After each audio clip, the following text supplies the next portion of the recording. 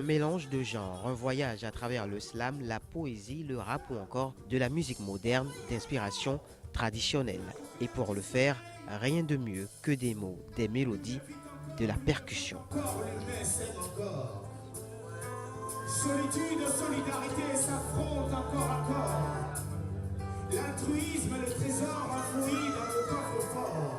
C'est une invite dans son univers, celui des beaux mots, des mots moins beaux qui minent nos sociétés, un univers fait d'engagement, d'éveil de conscience, de magnification de la femme, un univers de sublimation de la plume, de l'écriture, comparé son détour à une femme à qui on pourrait faire l'amour. Tribal en vérité pour dire un peu traditionnel, un peu retour aux sources à travers bien sûr les différents sons qui ont été joués. Vous avez vu les musiciens qui se sont succédés derrière moi sont des gens qui maîtrisent la musique de chez nous.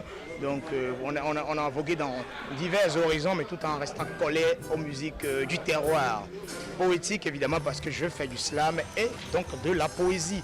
Et donc on reste dans un univers poétique en langue française bien sûr, mais sans oublier les réalités de chez nous. C'est chaud parce que, évidemment, vous avez vu, autrefois on pensait que quand c'est du slam, qu'il fallait que des intellos s'asseyent, croisent les pieds et entendent quelqu'un dire son poème.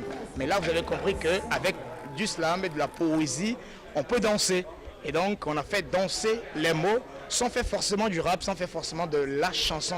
Le Tribal, le Poétique Show, c'est aussi beaucoup de guests, des invités, des chanteurs comme Koudi Fagbemi, Don Metok, Dini Djela, des instrumentistes tels que Meshak Adiaro, Dali, les Gamboué Brass Band, pour ne citer que ceux-là, et comme on pourrait s'en douter, des slameurs. C'est un spectacle de verbes et de mots, c'est un spectacle de conscientisation, d'engagement pour chacun de nous en tant qu'Africains. Pour moi, c'est un sergent qui a quitté son camp militaire pour se retrouver dans du tribal, quoi. Voilà. Donc on complète avec du mouvement culturel, voilà, artistiquement parlant. Tribal Poétique Show, on voit déjà un Africain qui retourne complètement dans ses origines, qui essaie de ramener le public dans les temps immémoriaux, leur présenter la poésie du Bénin, la poésie qui se fait par des Béninois et qui s'impose à l'international avec une musicalité, un mélange de différentes sortes de rythmes